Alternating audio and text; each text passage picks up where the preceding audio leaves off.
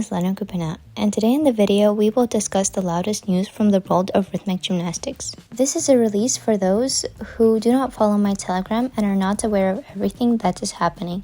In general, I really advise you to subscribe so you would be the first to know what we will discuss today. Well, today we will discuss the big scandal with Elizaveta Polstyana. We will talk about the revision of Gornosko's and Kromarenko's scores and how the medal was taken off Alina's neck and taken to Russia after the tournament. We will talk about the end of the career of the Averina sisters and about the statements of Thomas Bach. In general, a lot of interesting things have accumulated since the last news release, so let's discuss it. Well, before starting the video, do not forget to subscribe to the channel if you haven't done so already. Well, since YouTube is not monetized now in Russia, I will be especially pleased if you can support me using the links in the description. Well, let's start with the news, which happened quite a long time ago, but I still couldn't get around about telling it in the video format. So at the end of May, one of the international tournaments between Russia and Belarus was held in Dubai, where the entire elite of the two world leaders performed. Almost the entire set of awards was then collected by Alina Gornosko. This moment was discussed for a long time in the format that Belarus was the organizer in Dubai and the judges were mostly from Belarus, so Alina's marks were increased. So after the end of the tournament, in the ribbon performance where Alina Gornosko originally won gold, the score was revised.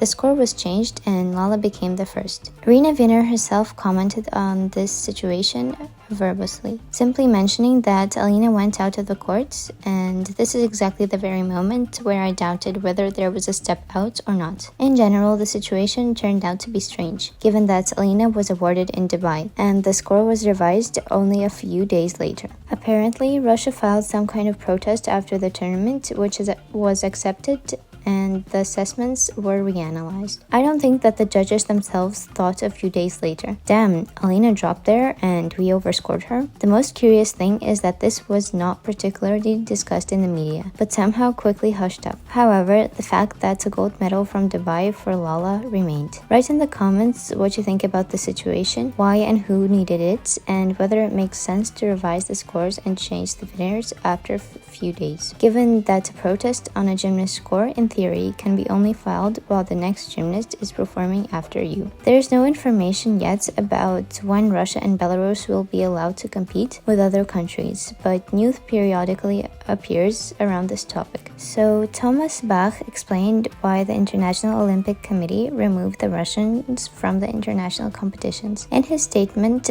there was a phrase that the decision was not to allow athletes to compete together is connected, among other things, with the protection of Russian and Belarusian athletes. According to Bach, in some countries they can experience too much negativity towards Russians and Belarusians, so the Olympic Committee cannot guarantee the safety of the athletes from attacks by such people. He also clarified that there should be no sanctions for having a passport. But in practice, of course, we see something completely different. There are athletes who openly support the president of Russia and the International Olympic Committee against such athletes, but there are many gymnasts who do not express their opinion, and no matter on this, they are still not allowed in the tournaments. Well, the presence of a Russian passport or citizenship already affects gymnasts representing other countries. For example, a scandal with Elizaveta Polstyana recently broke out. I also talked about it in detail in the Telegram channel. In short, Liza was removed from the application for the World Championship and in fact was kicked out of the Latvian national team. Liza herself was born in Russia but received the Latvian citizenship in 2018. At that time, she was promised that there would be no problems with her Russian citizenship. However, they did show up later. So in March 2022, Liza was given the condition that she should move to Latvia and train there, with which Liza agreed and was left without a personal coach who trained her in Moscow. After the European Championship, Liza went on vacation with her family and friends in Moscow. The federation let her go there on the condition that she did not post anything that she was in Russia. Liza also agreed to this, and as a result, when it was time to return to Latvia, she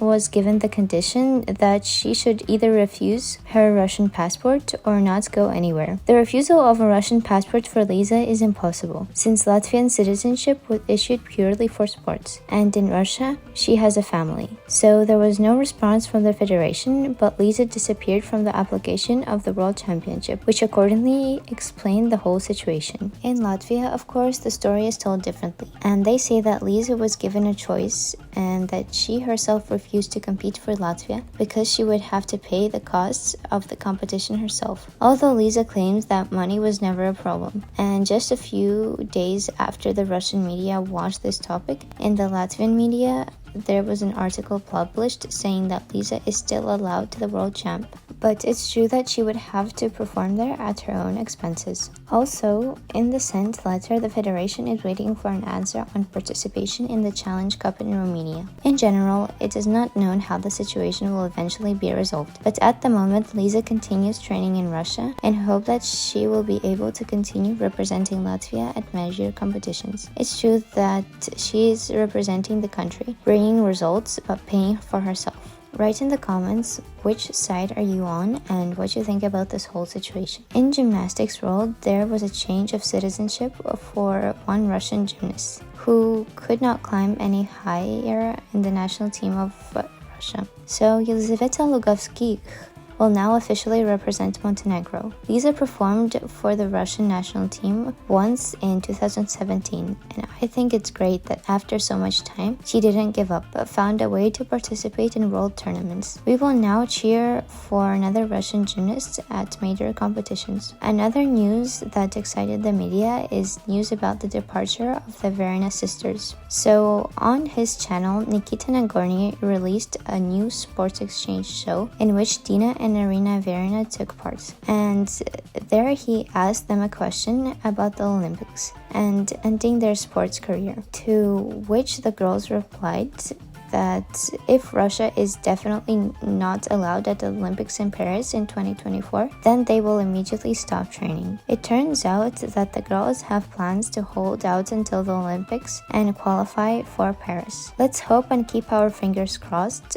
that everything will work out. Irina Averina also commented on this statement, saying that it is her job to train, but otherwise the girls are responsible for themselves. Although in the same show on the channel of Nikita Nagorny, the girls threw out a phrase that they were not allowed to go, but maybe it was just a joke. In mid-September, we are waiting for two big tournaments. The biggest and most important for the world of fish is the World Championship, which will be held from September 14th to 18th, as well as a large and important tournament for the Russian team. This moment will also be quite curious, despite the fact that Russia now has new rules only for Russia, and at the tournament, the routines have to fit the FIGE rules. This is done in case the Russian gymnasts are still allowed to go to the World Championship next year and will be selected for the Olympics. But then I still have a question why other gymnasts of the country are forced to perform according to the rules of Russia, if the main team does not train according to them. It turns out that the rules of Russia were just invented in order to show the limitness of the possibilities of gymnasts of the Russian national team, since basically they are the girls with incredible talent who can show complex things, but in fact it turns out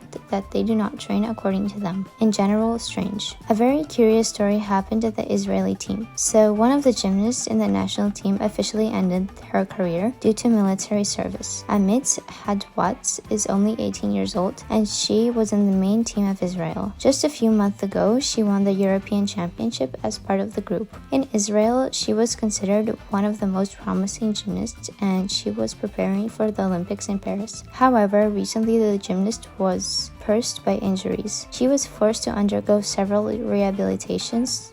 In social media, Amit wrote that in the national team, they train 10 to 13 hours a day and this is too much work.